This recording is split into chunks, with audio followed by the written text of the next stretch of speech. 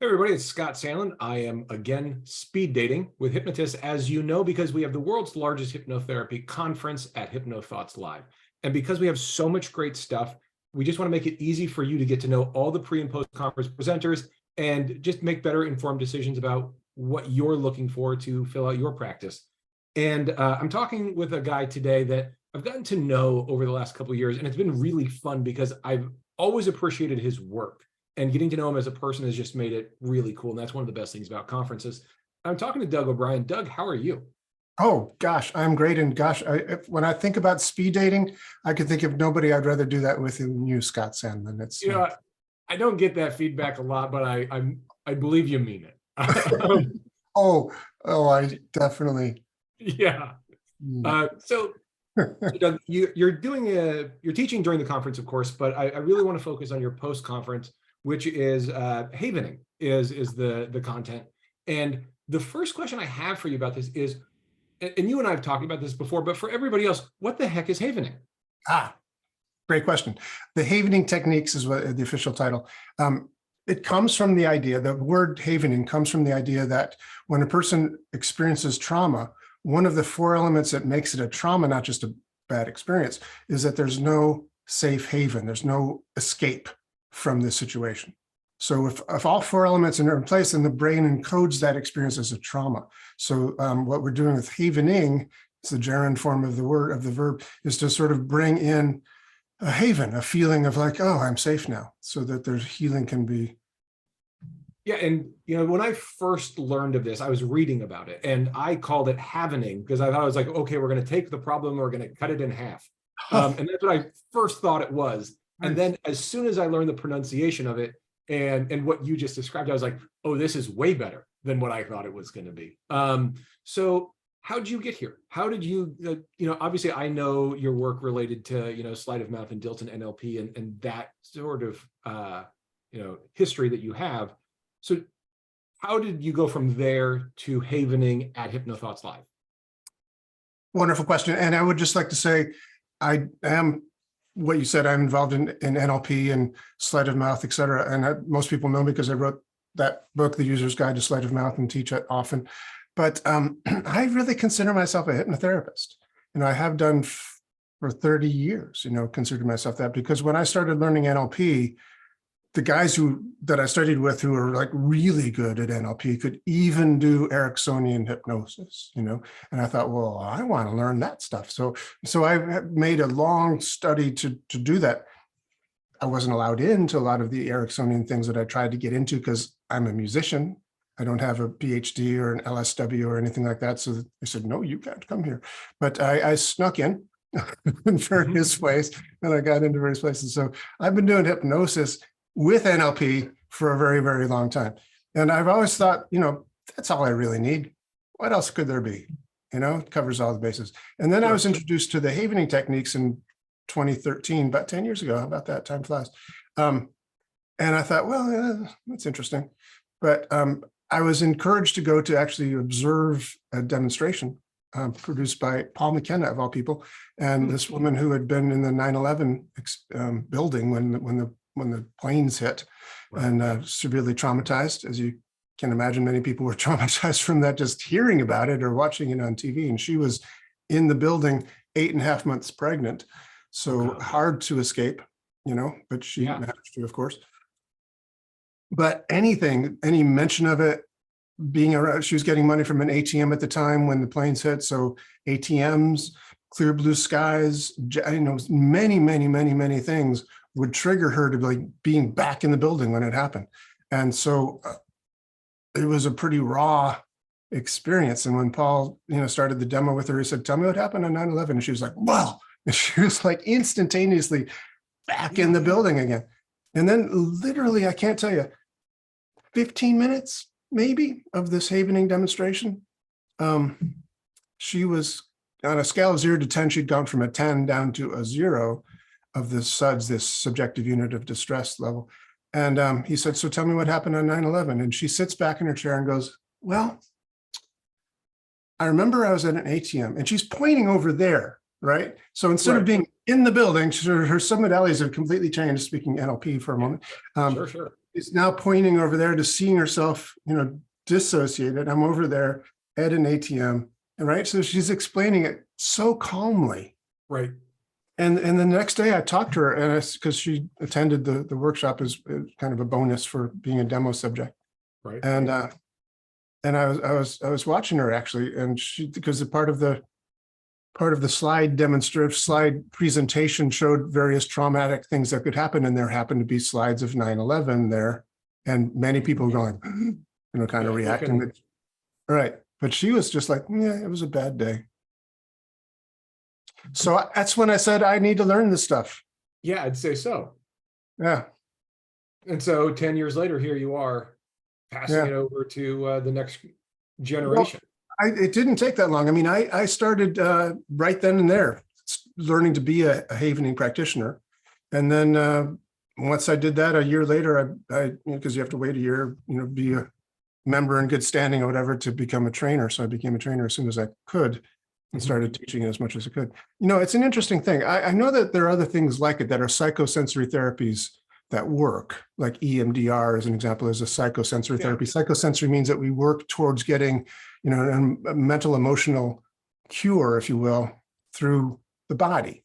So it's a psychosensory. Havening does a touching on the arms and touching on the face in order to produce delta waves, and that's what causes the changes to happen, along with psychological talking, et cetera. But EMDR basically does the same thing by eye movement. EMDR is eye movement desensitization and repatterning. Different forms of tapping are psychosensory therapies as well. I know they work, but the science behind it was always a little troubling for me.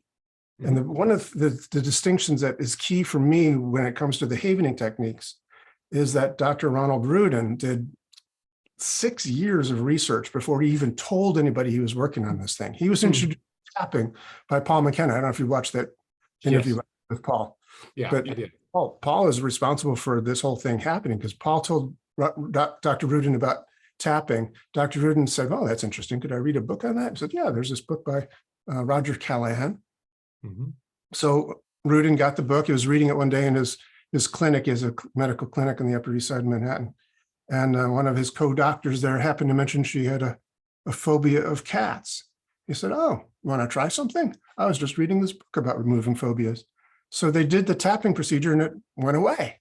Right. And so anytime a patient came in the rest of the day, he said, "By the way, do you have a phobia about anything?" And he did it again throughout the day and said, "Well, gosh, something is working here. I don't know what it is. I don't buy the explanation that's in the book, but something's working. Let me put my PhD cap back on," because he has a PhD and an MD. So put his PhD cap back on, right? Show up. And started researching, why does this actually happen? And the research that he came up with is solid. It's just, this is how it works.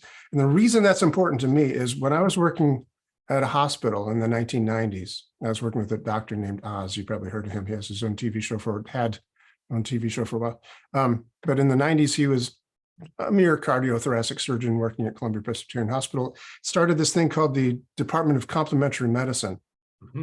And I was a hypnotherapist doing pre-surgical hypnosis for the cardiac patients that were going in for surgery.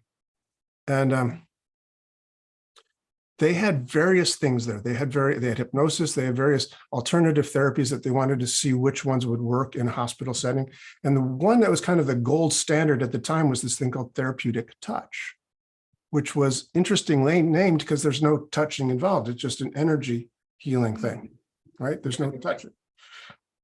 But it was presented by nurses and medical professionals. You couldn't learn it unless you were a nurse or a medical professional of some kind. So, they were legit. They were allowed into the operating room. I couldn't go into the operating room. I was just a lay hypnotist, but they got in there.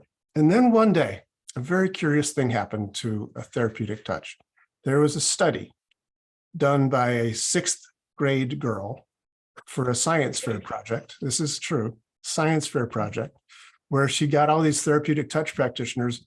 Long story short, basically had them putting their hands through a cardboard box that she couldn't see the other side, and flipped a coin, and she put her hand over one just energetically or over the other one, depending on which side, which heads or tails. And then the person was supposed to tell was the right hand or the left hand, because according to their theory, they could feel the energy. Mhm. So she was testing whether they could feel the energy. And by the time the study was done, it was no better than chance. So she wrote this up. This girl wrote this up She wrote this up.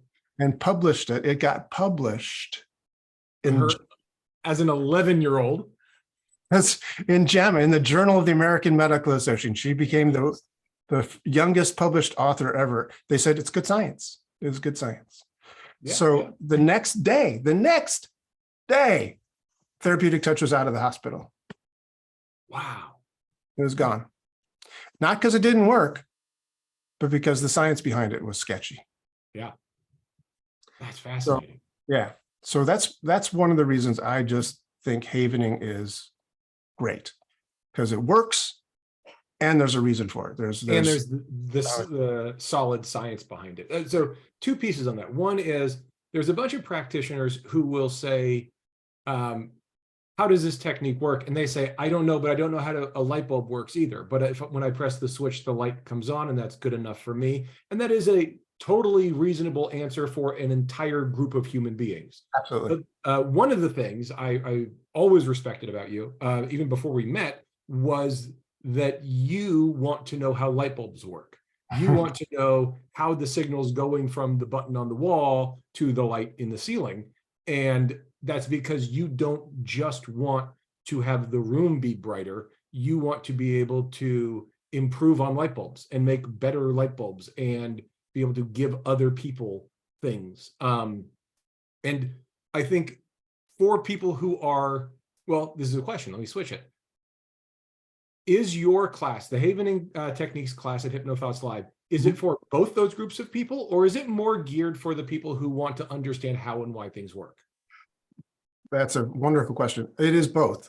It is very, very, very definitely both. There are a whole lot of Haveners who really don't care that much about the science.